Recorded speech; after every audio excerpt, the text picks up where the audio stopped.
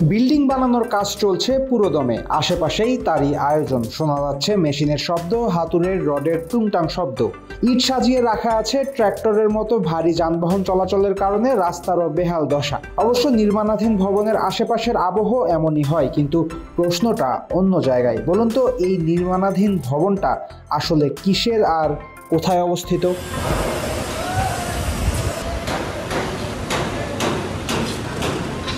নির্মাণাধীন এই ভবনটা অবস্থিত পাকিস্তানের লাহোরে। বিল্ডিংটা লাহোরের গাদ্দাফি স্টেডিয়ামে। এই মাঠেই হওয়ার কথা ফেব্রুয়ারির চ্যাম্পিয়ন্স ট্রফির একটা সেমিফাইনাল অনুষ্ঠিত হতে পারে, টুর্নামেন্টের ফাইনালও। এখন অবাক হচ্ছেন তো, 32 দিন পর শুরু হবে টুর্নামেন্ট, অথচ মাঠের মূল ভবনের অবস্থা কিনা এমন।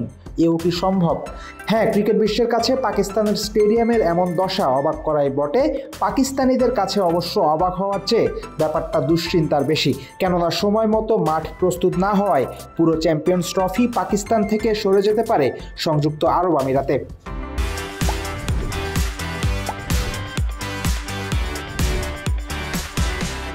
ফেব্রুয়ারির 19 তারিখ থেকে শুরু হবে চ্যাম্পিয়ন্স ট্রফি, চলবে মার্চের 12 তারিখ পর্যন্ত।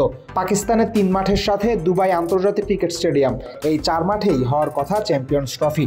সেই উপলক্ষে করাচির জাতীয় স্টেডিয়াম, রাওয়ালপিন্ডি স্টেডিয়াম এবং লাহোরের গাদ্দাফি স্টেডিয়াম সংস্কার করে মেগা টুর্নামেন্টের জন্য প্রস্তুত করার উদ্যোগ নিয়েছিল পিসিবি।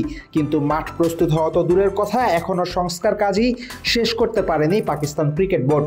ভারতীয় দৈনিক টাইমস অফ ইন্ডিয়ায় সংস্কার কাজের সাথে জড়িত থাকা এক সোর্স দিয়েছে ভয়াবহ তথ্য।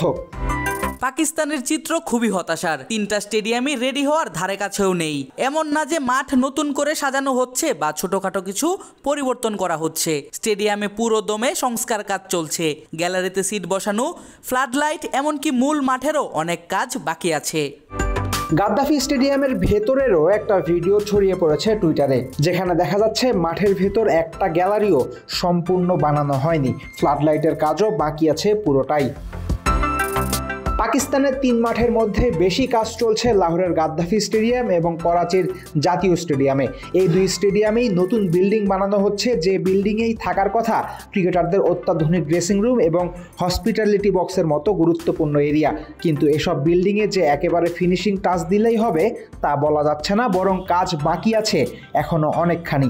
পিসিবি অগাস্টে স্টেডিয়াম সংস্কারের কাজ শুরু করার পর শেষ হওয়ার কথা ছিল গেল বছরের 31 ডিসেম্বরের মধ্যে, কিন্তু এখনও শেষের ধারে কাছেও না পৌঁছাতে পেরে দোষ বর্তাচ্ছে পাকিস্তানের আবহাওয়ার উপর।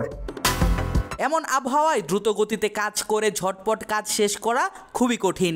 গাদ্দাফি স্টেডিয়ামে তো এখনো প্লাস্টারের কাজই শেষ হয়নি, আর ওই বিল্ডিংয়ের কাজ করতেই সবচেয়ে বেশি সময় লাগবে, কারণ ড্রেসিং রুমের অবস্থান হবে ওখানেই। ন্যাশনাল স্টেডিয়ামে একটা নতুন বিল্ডিং পুরোপুরি শেষ করার কথা ছিল, সেই প্ল্যান বাদ দেওয়া হয়েছে কারণ সময় নেই হাতে। এটা পরিষ্কার যে সময় মতো মাঠ রেডি করতে পারেনি পাকিস্তান। তবুও তাড়াহুড়া করে টুর্নামেন্ট শুরুর আগে যেভাবেই হোক স্টেডিয়াম প্রস্তুত করতে চায় পিসিবি, কিন্তু এখানে বাধা হয়ে আসছে আমেরিকায় হওয়া সবশেষ টি-20 বিশ্বকাপ। নিউ ইয়র্কের নাসাউ কাউন্টি ক্রিকেট স্টেডিয়াম নতুন করে বানিয়ে ম্যাচ আয়োজন করা হয়েছিল, কিন্তু সেই অভিজ্ঞতা ভালো হয়নি আইসিসির। ক্রিকেটার থেকে শুরু করে বাকি সবাই সমালোচনা করেছিল অর্ধসম্পন্ন নাসাউ কাউন্টি গ্রাউন্ডের। আসন্ন চ্যাম্পিয়ন্স ট্রফিতেও একই রকম ভুল আর করতে চাইছে না আইসিসি। বরং মাঠ এবং স্টেডিয়ামের সুযোগ সুবিধা নিয়ে সামান্য সংশয় থাকলেও আইসিসি পুরো টুর্নামেন্ট সরিয়ে দিতে পারে পাকিস্তান থেকে আরব আমিরাতে।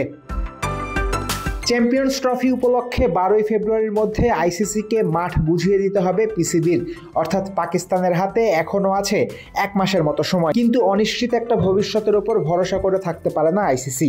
তাই জানুয়ারির 2য় সপ্তাহেই পাকিস্তান সফরে যাবে আইসিসির একটা প্রতিনিধি দল। 3 ভেন্যু পরিদর্শন করে আইসিসি জানাবে সিদ্ধান্ত। প্রতিনিধি দল যদি সন্তুষ্ট না হয় তাহলে চ্যাম্পিয়ন্স ট্রফি সরে যেতে পারে পাকিস্তান থেকে। ফয়সাল হাবিব, ক্রিক ফ্রেন্ডসে।